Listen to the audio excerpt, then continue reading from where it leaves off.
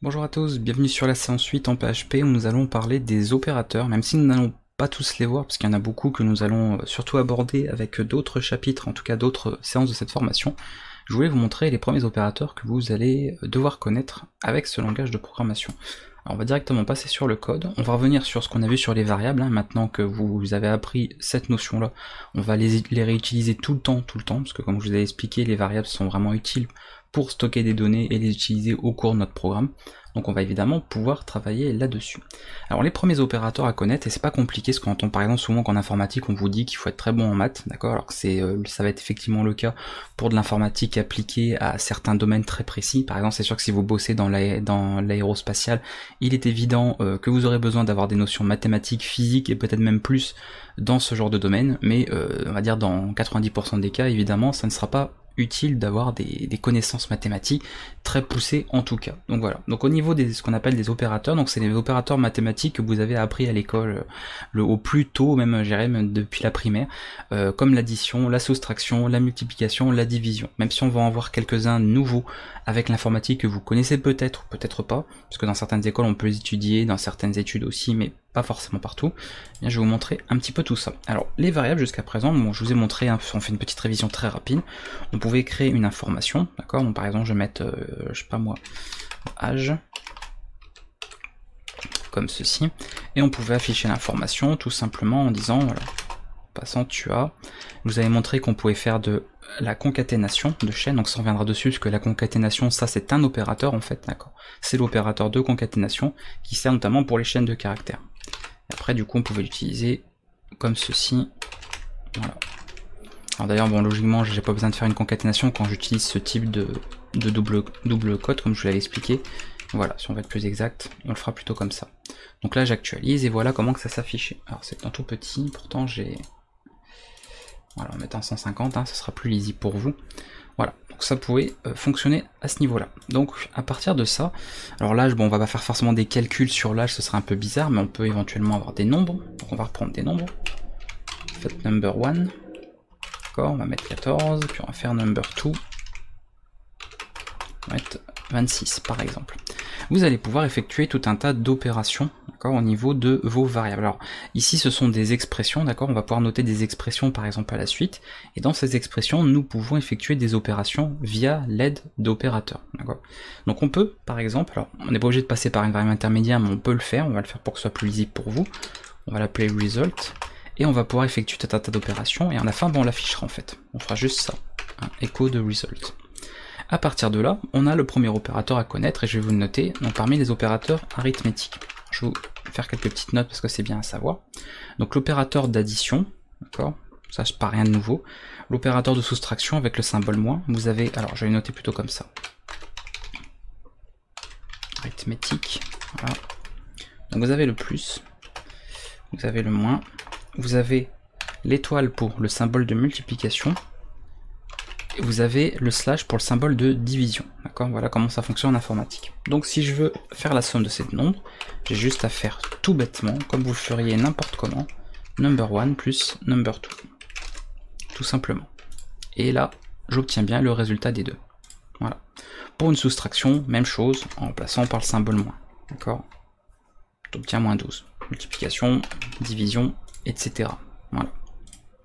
Division, ça peut être pas mal de le montrer aussi, parce que ça peut y avoir des cas particuliers, on va en parler un petit peu après.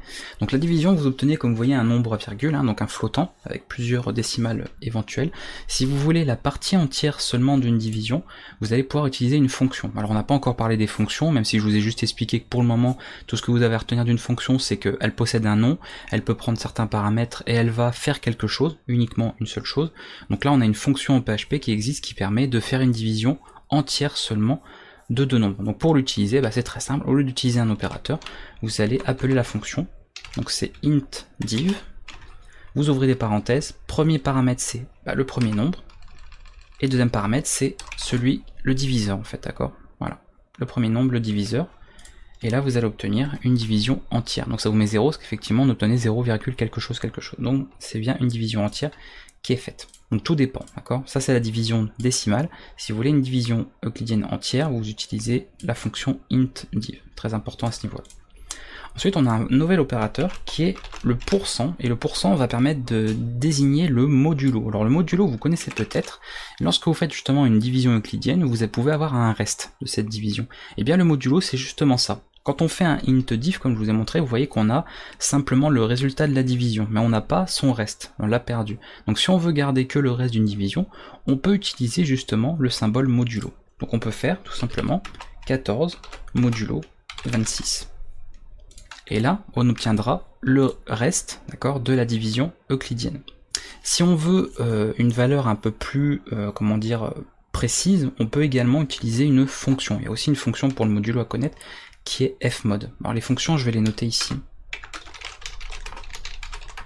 Donc vous avez intdiv et vous avez fmod. Voilà. Donc vous pouvez faire fmod, parenthèse en 14,26. Encore une fois, de toute façon, vous apprendrez à faire des fonctions, à les utiliser vraiment dans le détail dans une vidéo. Il y aura une vidéo spécialement pour les fonctions. Pour le moment, vous vous contentez juste de les utiliser et c'est tout. Et là, on obtient le même résultat puisqu'il n'y a pas de détails à donner en plus, mais dans certains cas, vous verrez que l'une peut avoir un résultat différent par rapport au décimal, par rapport à tout ça. Donc n'hésitez pas à voir à ce niveau-là pour avoir un détail précis en fait du calcul, si vous avez besoin éventuellement d'avoir quelque chose de beaucoup plus précis. Voilà. Donc ça, c'est le modulo en fait fmod avec des décimales, d'accord? Le modulo de décimales, alors qu'à l'inverse, intdiv, c'est pour avoir une division entière, d'accord? Donc on n'aura pas de chiffre, on n'aura pas de valeur décimale ici, alors qu'avec fmod, on en aura éventuellement, si il faut en générer. Donc je sais pas, moi ça peut être genre de choses. Attendez, il y a quelque chose qui va pas là. Qu'est-ce qui se passe? Oui. J'ai passé les valeurs en dur. Non, il faut passer des variables, hein, bien sûr. Sinon ça n'a aucun intérêt d'utiliser des variables, encore une fois. Voilà. D'accord, comme ça vous obtenez le résultat par rapport à ça. Donc pourquoi vous obtenez 1 ici? Bah, tout simplement parce que si vous divisez 15 par 2, ça fait 7, et il reste 1 pour arriver à 15. Donc vous obtenez bien le reste ici de la division. Donc ça c'est important à savoir. Voilà. Dans certains cas où ça peut être utile, c'est par exemple quand on a des valeurs un peu plus comme ça on va dire.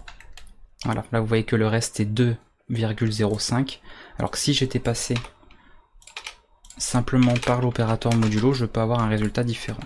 Voilà, automatiquement, puisqu'il nous met tout simplement une valeur entière. Il ne prend pas de valeur décimale. Donc, voyez en fonction de ce que vous avez besoin de faire, si vous devez utiliser directement l'opérateur ou utiliser une petite fonction qui aide à avoir quelque chose éventuellement de plus précis, ou pour la division, quelque chose avec juste la partie entière. Donc c'est à savoir, c'est pour ça que je voulais les présenter. Ces deux fonctions sont utiles au niveau des opérateurs. Donc voilà grosso modo pour les opérateurs arithmétiques, et on en a un petit dernier aussi qui a été un ajout, donc ajouté je crois depuis PHP 5.6, quelque chose comme ça, donc ça date quand même parce que PHP 5.6 est assez vieux maintenant, qui est l'opérateur tout simplement de puissance, donc vous mettez 2 étoiles, d'accord, tout simplement, pour dire bah voilà number 1 à la puissance number 2, donc on peut faire comme ceci, donc ça peut être par exemple 2 puissance 4 par exemple, voilà. Et vous obtenez 16, d'accord? Parce que je rappelle que 2 puissance 4, hein, donc ce que vous écririez en mathématiques 2 avec un petit 4 en haut, ou alors en informatique, souvent on l'écrit comme ça, de la puissance 4 ou sur les calculatrices, ça revient à faire 2 fois 2 fois 2 fois 2, hein, je rappelle. Donc 2 fois 2, 4 fois 2, 8 fois 2, 16. Donc on obtient effectivement bien 16. Voilà, ça c'est les opérateurs arithmétiques grosso modo à connaître. Ensuite on a des opérateurs dits, alors on peut revenir sur les opérateurs pour les chaînes justement parce qu'on les a déjà vus, hein, je les ai un peu présentés précédemment, on va revenir un peu dessus, pour tout ce qui concerne la concaténation. Non, on va plutôt revenir sur l'affectation d'abord, c'est un peu plus logique. Les opérateurs dits d'affectation. Donc l'affectation, vous l'avez déjà utilisé précédemment, c'est le fameux symbole égal, qui attention ne veut pas dire que number 1 ici est égal à 2, mais on dit simplement qu'on affecte la valeur 2 à la variable qui s'appelle number 1. Donc il faut bien comprendre comme ça. C'est un peu comme si en fait, et on le fait souvent en algorithmie, on écrivait ça comme ça. On met 2 dans la variable number 1. Sauf qu'en informatique, ils sont accordés pour utiliser l'opérateur égal, le symbole égal. Donc ça c'est l'affectation simple, d'accord? Il n'y a vraiment pas plus simple à ce niveau-là pour affecter une valeur précise. On a également des opérateurs d'affectation un petit peu différents. Par exemple, si on va pouvoir faire une opération suivie d'une affectation. Comment ça peut fonctionner? C'est très simple. Donc je vais prendre un seul nombre pour le coup, number, et on va l'appliquer ici. Voilà. Je vais faire number tout simplement, même pas besoin de result en fait. Hein. On peut garder number tout court. Donc je peux faire ça. Donc si je fais par défaut ça, Vous êtes d'accord qu'on va juste affecter, on va changer la valeur. Donc ça va afficher, en toute logique, 4. D'accord? Pas de problème à ce niveau-là. Sauf que je peux aussi décider de faire un calcul. Je peux par exemple lui dire, tu vas faire une somme et affecter ensuite en même temps, en faisant par exemple plus égal. Donc ça, je vais les noter ici, donc on va mettre le égal, plus égal, il va y avoir moins égal, on va en parler, fois égal, etc. Je vais pas tous les noter, mais voilà, vous avez compris le principe. Comment ça va fonctionner? On va lui dire number, donc cette ligne-là, en fait, ça revient à dire number maintenant, on lui affecte la valeur de lui-même, donc la valeur qu'il avait avant, plus 4, voilà. Donc vous pouvez le noter comme ça, vous avez le droit de le noter comme ça, si pour vous c'est plus simple, c'est-à-dire que vous faites d'abord la somme, number plus 4, donc ça va faire 4 plus 2, on est d'accord, 6, et du coup on va affecter 6 à la variable number, ça aura changé sa valeur. Donc c'est au choix, soit vous faites cette notation parce que pour vous c'est plus clair, soit vous avez un peu plus l'habitude, et puis ou alors vous prendrez l'habitude par la suite en programmation, et vous pourrez directement noter les deux ensemble. L'avantage c'est qu'en faisant directement opération affectation, vous n'avez pas besoin d'écrire deux fois la variable number, vous mettez seulement une fois la variable plus égale quelque chose, moins égal quelque chose. Et là on obtient évidemment ce que j'ai dit, c'est-à-dire 6, d'accord? C'est parfaitement logique. Parce qu'on prend la valeur d'avant, donc celle d'avant, et on l'incrémente d'une certaine valeur et on affecte, d'accord? Donc c'est bien dans cet ordre-là. Si on veut faire l'inverse, on fait moins égal. C'est exactement pareil, on obtiendra moins 2. Fois égal, on va multiplier 2 par 4 et affecter ça à number. Donc on obtient bien 8, etc. etc. Voilà grosso modo comment ça fonctionne pour ces opérateurs d'affectation ou d'opération affectation. Donc je les appelais affectation de manière générale, mais voilà, ça concerne tout ça.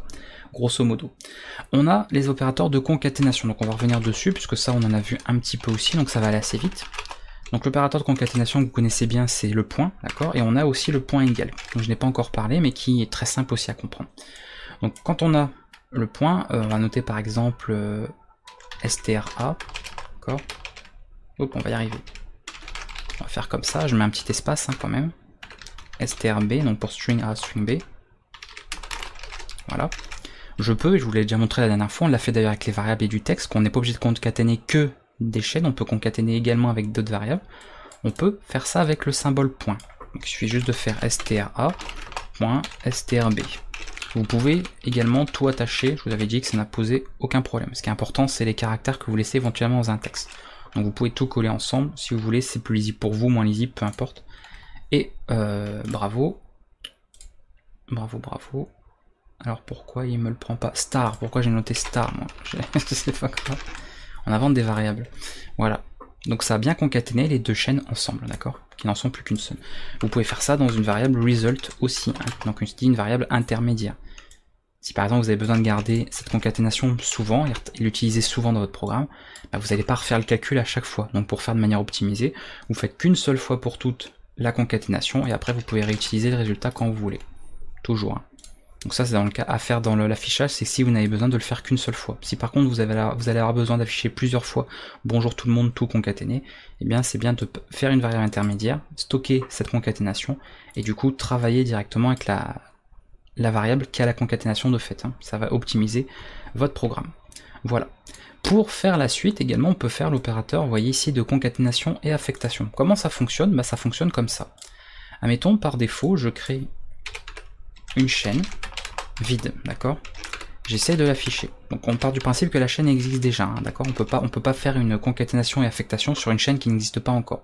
Si on essaie de faire dès le départ ça, de toute façon, voilà, vous allez avoir un problème à ce niveau-là. Donc le mieux, c'est de partir d'une chaîne comme ceci, d'accord? Vous faites une affectation, vous essayez de l'afficher. Par la suite, je fais ça. Je dis chaîne, point égal A. Qu'est-ce que ça veut dire? Bah, ça veut dire que tu prends, comme pour les opérateurs ici dits d'affectation, d'ailleurs il pourrait être mis ici, hein, pour être exact, en fait. Donc on va dire que c'est un peu les deux, ça, concaténation, affectation, ils pourraient être mis ensemble, plus ou moins, mais bon, peu importe. Hein. Donc celui-là, vous pouvez très bien le mettre ici, hein, dans cette catégorie-là, si vous voulez, on s'en fout un petit peu de la catégorie en fait. L'important, c'est que vous connaissiez les opérateurs. Du coup, on va prendre le résultat d'avant, donc là, bah, c'est chaîne vide, et on va ajouter A. Et du coup, ça va bien afficher, sauf si je ne le demande pas justement l'affichage, la variable A. Et on peut refaire pareil. Chaîne, point égal, cette fois-ci il va ajouter B à la suite. Donc là je mets pas d'espace, hein, j'affiche directement. Et il va concaténer, affecter et ajouter. Et là vous allez me dire, mais pourquoi ça refait ça? Bah parce que le A on l'avait déjà, d'accord? Donc c'est pour ça qu'il faut bien comprendre la différence. Là, on a dit de reprendre ce qu'il y avait avant, d'accord? Donc le A qu'on a affiché là, c'est le A que nous avons ici, hein, d'accord? C'est ce écho là. Hein. Ce écho là affiche rien, ce écho là affiche ça, et le deuxième écho affiche tout ça. Donc si vous voulez pas afficher l'intermédiaire, vous faites ça simplement. Voilà. On part d'une chaîne vide, on concatène avec A, on concatène directement avec B, on affiche. Et là on aura AB. Donc c'est purement logique, hein. Il n'y a rien de compliqué dans ce que je vous montre là, c'est beaucoup d'opérateurs, mais c'est en réalité très très simple, hein. Il suffit juste que vous testiez de votre côté, avec des valeurs précises à vous, et vous allez tout de suite comprendre le fonctionnement, enfin ça va rentrer tout seul, hein. Ça en 5 minutes vous avez tout pigé sans problème, c'est vraiment très très simple, cette vidéo, la séance sur les opérateurs, il n'y a vraiment rien de compliqué, en tout cas pour ceux qu'on va voir là. Après il y en a un peu plus compliqué, notamment les opérateurs de bits, mais on va pas en parler, d'accord, je ferai éventuellement un tuto dessus, mais ça va pas concerner le cours, puisque ça va pas concerner énormément de gens non plus, et vous n'en avez pas forcément besoin dans pratiquement tous vos programmes, donc on n'en parlera pas forcément ici. Voilà pour ces opérateurs, du coup, au niveau concaténation. On va terminer, je pense, avec des opérateurs, les opérateurs logiques. Alors on reviendra surtout dessus après quand on commencera à travailler sur les structures de contrôle, les conditions, tout ça. Mais on peut en parler déjà un petit peu. Alors il y a également d'autres opérateurs. Hein. On va avoir des opérateurs de comparaison qui vont nous servir justement quand on va étudier les conditions, les boucles. Donc je vais pas venir dessus tout de suite, mais retenez ce nom, hein, opérateur de comparaison. Je vais vous en reparler dans quelques vidéos prochaines. On aura également des opérateurs sur des tableaux. Vous verrez quand on étudiera les tableaux, on a également des opérateurs très pratiques sur les tableaux. Et même un petit opérateur un peu spécial quand on va faire de la programmation objet, mais c'est pareil, c'est plus pour vous l'annoncer, mais on va pas le voir évidemment tout de suite parce qu'on n'en est pas du tout là.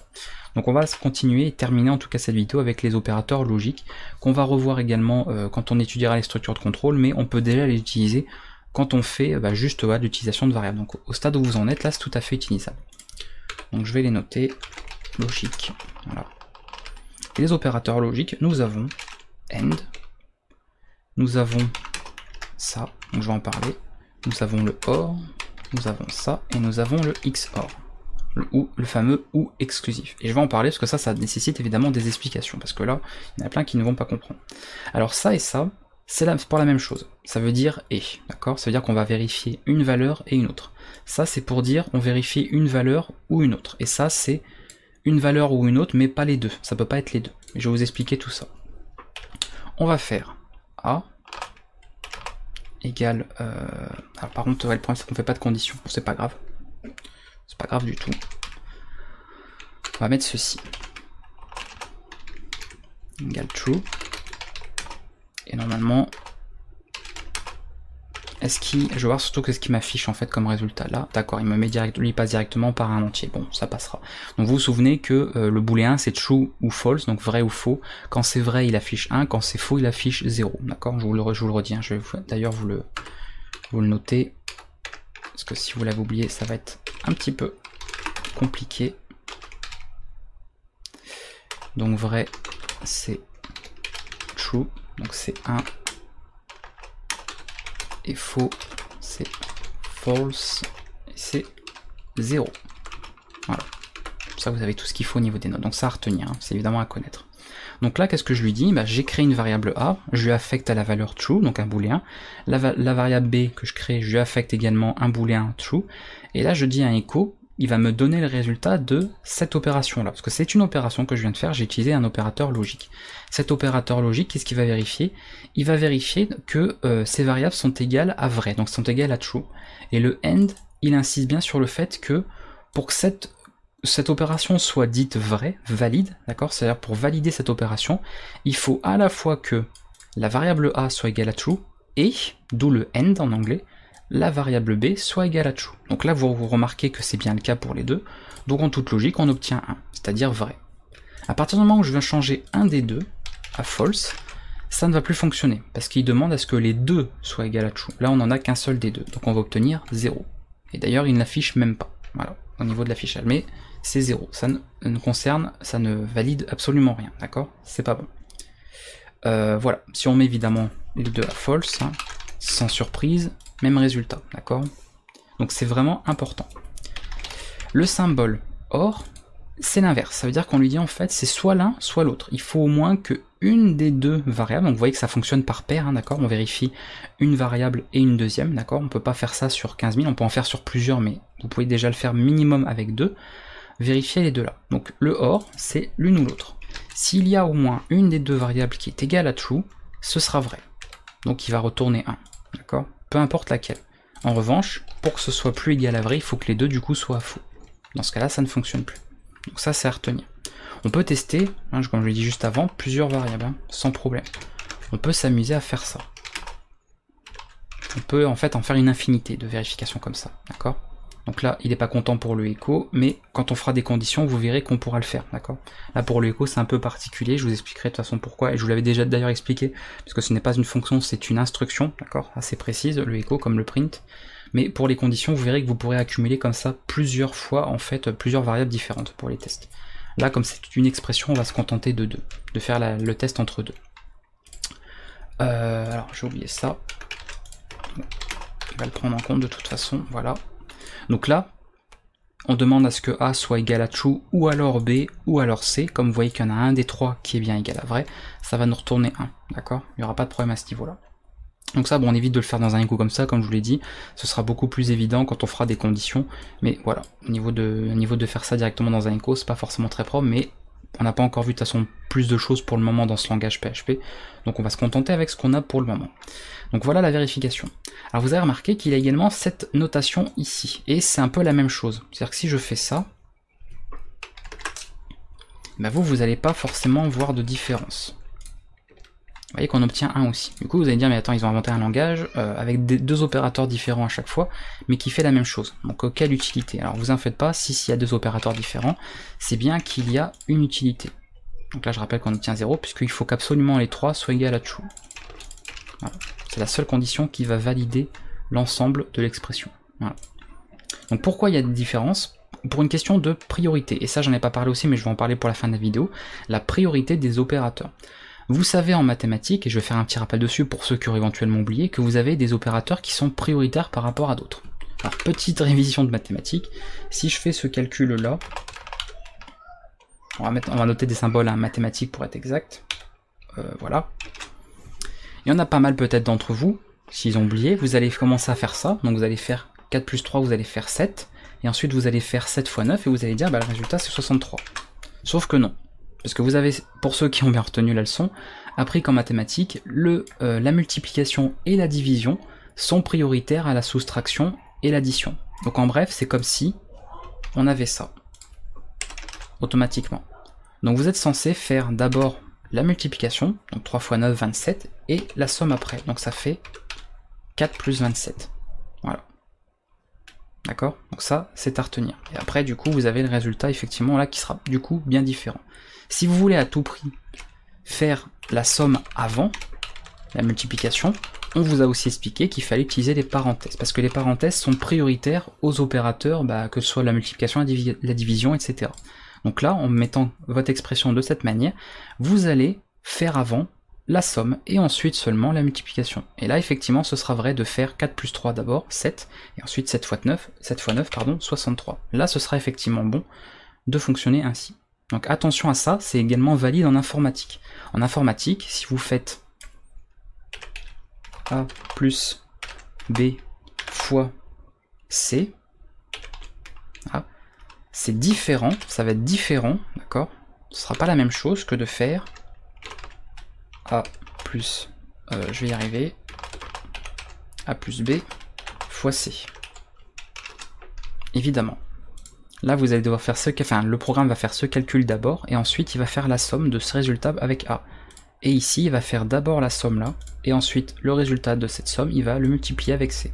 Donc c'est la même chose en informatique. Donc vous voyez, tout ce que vous avez appris en primaire, au collège, en maths, sur la priorité et les opérateurs très simples, arithmétique, vous pouvez l'appliquer en informatique, ça fonctionne pareil. Donc voilà. Donc pourquoi du coup, pour revenir à ce qu'on disait, pourquoi deux syntaxes différentes? Ça c'est c'est équivalent à ça, ça c'est équivalent à ça. En quoi ça change? Ça change au niveau de la priorité des opérateurs. Comment ça fonctionne? Je vais vous montrer. On va faire ma variable. Non. Si, on va faire result comme ceci. Et je vais faire ça. Je vais marquer false ou true. On fait un écho, qui j'espère sera suffisamment parlant, si c'est pas le cas, de toute façon on verra. Il affiche 1. Donc là, a priori, en faisant ça, donc vous voyez là je fais un truc bizarre, je lui dis bah c'est faux ou c'est vrai. Alors, on va me dire mais comment il calcule ça en fait le programme, comment il réfléchit en fait par rapport à ça, à cette expression bizarre, parce que humainement parlant, c'est vrai que c'est un peu bizarre de dire bon bah result tu lui affectes false ou true. Donc en bref c'est quoi, il choisit n'importe lequel au pif, il fait comment? Si j'actualise plusieurs fois, est-ce que ça change? Non. On voit qu'effectivement il prend toujours true, d'accord? Pourquoi il prend toujours true? Puisqu'il va lui affecter en fait le résultat, d'accord? C'est-à-dire qu'avec cet opérateur, il va tout simplement directement en fait le résultat de la valeur. C'est une priorité, c'est-à-dire que on lui dit false ou true. Donc en bref, on lui dit que result, d'accord, son résultat sera vrai s'il est égal à faux ou vrai.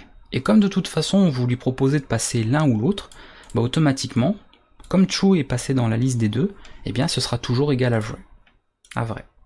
Par rapport à ça. Alors c'est peut-être un peu complexe, là j'avoue que c'est la partie un petit peu plus compliquée de cette vidéo, mais c'est comme ça qu'il faut le comprendre.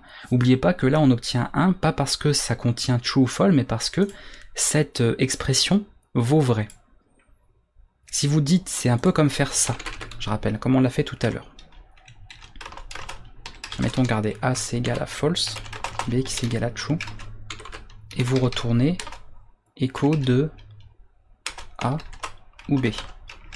Rappelez-vous tout à l'heure, cette expression où avec le OR, elle retournait à l'affiché 1, donc true, si A était égal à true, ou alors, grâce à cet opérateur ou le OR, B est égal à true. Bah, c'est exactement pareil, ça. C'est juste qu'au lieu de passer par des variables, je fais ça. Donc d'ailleurs, hein, si vraiment ça gêne des gens,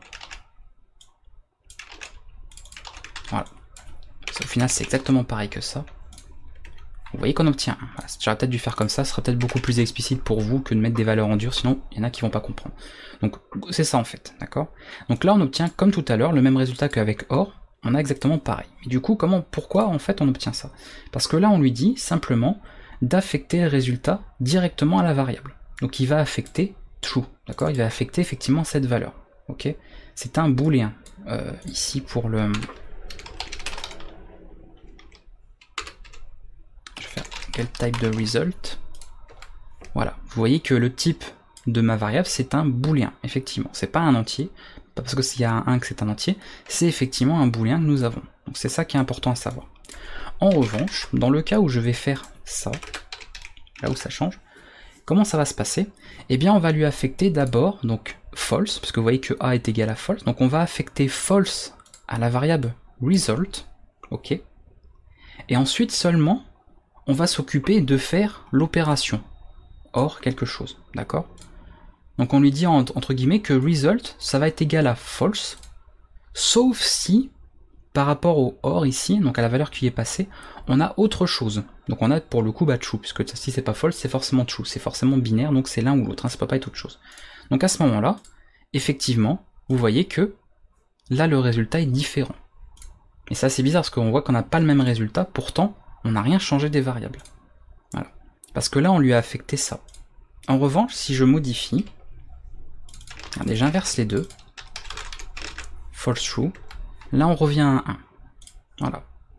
Parce qu'on lui a dit, tu affectes directement la valeur de la première variable qui est à droite de l'opérateur d'affectation, donc c'est A, donc true, et c'est tout. Et comme c'est prioritaire, eh bien le OR ici, entre guillemets, va être ignoré. D'accord ? On va pas le faire. C'est avant même qu'on affiche, qu'on gère, qu'on interprète cette opération-là, il aura affecté à result A. Donc attention, comment vous utilisez les deux. Si vous voulez absolument que l'ordre n'ait pas d'importance, en fait, il faut utiliser ça ou ça. Donc en général, on les utilise même pratiquement tout le temps, hein, pour vous dire la vérité. Quand vous allez faire des conditions, quand vous allez développer vos sites, etc., vous allez pratiquement toujours travailler avec ces opérateurs-là. Parce que vous n'allez pas avoir besoin de gérer un ordre précis dans vos vérifications. Donc c'est pour ça, utilisez tout le temps. D'ailleurs, même des gens chez qui ne savent même pas qu'en PHP, il y a ces opérateurs-là qui existent, parce que ils ont tellement pris l'habitude d'utiliser ceux-là depuis le départ, qu'ils savent pas qu'il y en a d'autres. Donc c'est pas pour rien, c'est parce que ceux-là ne prennent pas en compte l'ordre. Ils ont une priorité sur tout, c'est-à-dire qu'ils affectent en fait le résultat. Enfin, eux sont prioritaires en fait, pardon, les opérateurs là, parce qu'ils mettent la priorité sur ça, sur la première valeur passée, alors que peu importe. Vous avez bien vu, hein, si je mets n'importe quel ordre, là j'obtiens 1, et si j'inverse, false, true, j'obtiens toujours 1. Donc ça montre bien que l'ordre des choses et l'ordre des valeurs n'a strictement aucune incidence. Par contre, si j'utilise le mot OR, là tout va changer. Donc là on n'affiche rien, et là si j'inverse, comme c'est true en premier, ça va m'afficher 1. Donc attention, vous voyez qu'on n'obtient pas le même résultat entre les deux. Pourtant c'est les mêmes types d'opérateurs logiques. C'est pour le et, ça c'est pour représenter le et, ça c'est pour représenter le et aussi. Ça c'est pour représenter le ou, ça c'est pour le ou aussi. Et on en a un petit dernier, donc pareil, donc lui vous voyez qu'il n'a pas d'équivalent autre, parce qu'on l'utilise vraiment que dans des cas comme ça, qui est le XOR. Donc le XOR c'est un ou exclusif. C'est-à-dire quand vous faites ça, d'accord, vous dites, eh bien, result il sera égal à vrai si A il est égal à true, ou alors que B seulement est égal à true, mais ce sera également vrai si les deux le sont, parce que si les deux le sont, ça veut dire qu'il y en a au moins un des deux qui l'est, c'est logique, d'accord? Tant mieux même quelque part, si les deux le sont, tant mieux, vous en avez 2 fois plus. Voilà, c'est comme si on vous disait, bon bah si tu me donnes au moins un bonbon, voilà, je serais content. Mais si on vous en donne 2 finalement, si sur les genre par exemple la personne a 2 poches, je sais pas, puis que vous lui dites, bon bah si tu me donnes au moins un bonbon d'une de tes poches, bah si vous en donne un de chaque poche, bah, vous êtes content, vous n'allez pas vous plaindre. Bah là c'est exactement pareil. Si une des 2 variables est vérifiée, est valide, donc est égale à true, ça valide le résultat. Mais si les 2 sont aussi égales à true, voilà, ça va valider quand on fait ça. En revanche, le XOR, c'est ce qu'on appelle le OU exclusif, c'est-à-dire que lui, il veut absolument qu'il n'y en ait qu'une seule. Donc la différence, c'est ça. Si vous avez une qui est égale à true, une qui est égale à false, bravo, bien joué.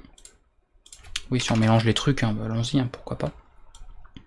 On va éviter de passer par un result d'ailleurs, là pour le coup ça ne sert à rien. Voilà. Donc si on a effectivement un seul des 2 qui est égal à true, ça valide. Parce qu'on lui a dit, il en faut absolument qu'un seul. Par contre si par chance les 2 sont égales à vrai, là le exclusif ne marche plus. Parce qu'on veut exclusivement qu'un seul des membres. Donc si vous avez 3 variables que vous testez $A, XOR, $B, XOR, $C, pareil. Ça veut dire qu'il faudra seulement une seule de ces 3 variables égale à true pour que ce soit valide. C'est-à-dire que là ça l'est, et à partir du moment où j'en ai 2 qui passent à true, quelle qu'elle soit, ça ne valide plus. Donc voilà la différence avec le OU normal et le OU exclusif. Le OU normal ça peut être une des 2 variables à vrai, enfin une parmi toutes les variables que vous testez à vrai ou toutes, si elles sont toutes à vrai, c'est pas grave, ça gêne pas. Donc si vous testez 5 variables, bah, ça peut être 1, 2, 3, 4 ou les 5 qui sont égales à true pour valider. En revanche, quand on a le OU exclusif, il en faut absolument qu'une seule de valide. Si elles sont toutes égales à true, ou 2, ou 3, ou 4, etc., ça ne valide plus la condition, en tout cas l'expression. Donc attention, cet opérateur est assez particulier, mais c'est pareil, vous aurez très peu besoin de l'utiliser, vous êtes une grande majorité de personnes où vous n'allez jamais l'utiliser en programmation. C'est vraiment pour des cas assez spécifiques, mais je voulais vous présenter parce qu'il faut savoir qu'il existe et qu'il peut servir dans certains cas. Voilà pour ces opérateurs logiques, donc je vais vous laisser avec cette partie. Alors je vous dis, la grande partie de la vidéo était quand même relativement simple. Sur la fin, c'était un petit peu plus compliqué, ce qui est normal, hein, vous continuez d'avancer sur votre formation à PHP, donc les choses vont progresser petit à petit en difficulté. Retenez surtout, évidemment, les opérateurs d'arithmétique, donc voilà, tous ces opérateurs arithmétiques simples, ils sont à retenir. Ça, c'est des raccourcis, ils sont pas obligatoires parce que vous pouvez très bien passer sans les utiliser, mais c'est bien de les savoir, ça permet d'écrire un peu plus vite du code. La concaténation, affectation, ils sont vraiment à connaître parce que ça, vous allez les utiliser, en avoir besoin très souvent en web, en autre, dans vos applis web. Donc ça, c'est vraiment à connaître, on peut, je pense, difficilement s'en passer. Et pour les symboles logiques, il faut moins connaître les 2 là. Voilà, ça c'est vraiment le minimum, les 2 là. Si vous n'utilisez jamais ces 3 là, c'est pas grave du tout, mais au moins vous savez que ça existe et que c'est valide et que voilà, on peut s'en servir également en PHP, et en plus vous serez capable, si jamais des gens ne savent pas la différence, vous serez capable d'expliquer la différence entre les 2 à chaque fois. De dire qu'il y en a un qui gère la priorité, c'est-à-dire l'ordre dans lequel l'expression est donnée, et un autre pas du tout. Les symboles comme ça, eux, ils ne gèrent pas du tout la priorité, ils s'en foutent. Eux, ils prennent tout, ils affectent le résultat, quel que soit l'ordre de votre expression. Donc très pratique. Voilà. Je pense tout vous avoir dit. Dans les prochaines vidéos, on va continuer d'avancer un petit peu. On reviendra de toute façon sur les opérateurs, comme je l'avais dit, quand on étudiera les structures de contrôle. On parlera des opérateurs de comparaison. Quand on étudiera les tableaux, on aura également des opérateurs précis concernant les tableaux. Et on aura un cas spécial quand on fera de la programmation objet. Donc il fait partie, selon PHP, des opérateurs, même si c'est un terme assez particulier. Donc évidemment on le réserve pour ce moment quand on commencera à faire de la programmation objet, à faire des classes, etc. Donc je vous garderai ça sous le coude pour cette partie-là de la formation. J'espère que ça a été clair pour vous. J'ai pris bien le temps de vous expliquer tout ça parce qu'encore une fois c'est les vidéos, les premières vidéos, surtout quand on débute en programmation, qui sont les plus importantes parce que c'est ça qui va vous permettre de tout comprendre par la suite. Donc s'il y a des vidéos à bien comprendre, bien visionner, bien revisionner si nécessaire et à vous entraîner, faire des codes, etc. de votre côté, ce sont les premières séances. Après vous aurez chopé la logique, vous serez plus à l'aise, vous serez plus en confiance dans ce que vous faites, donc ça ira beaucoup plus vite et beaucoup mieux. Au début, ça va être un peu galère pour beaucoup, vous n'allez pas forcément tout comprendre, vous n'allez pas savoir comment écrire votre code, comment démarrer, etc. C'est tout à fait normal. Donc prenez confiance en vous, vous n'avez aucune raison de ne pas y arriver comme les autres, ça se passera très bien, et si vraiment vous bloquez sur quelque chose, n'hésitez pas à me poser des questions, à me demander, je viendrai vous aider comme d'habitude. Je vous dis à bientôt pour la suite des vidéos en PHP.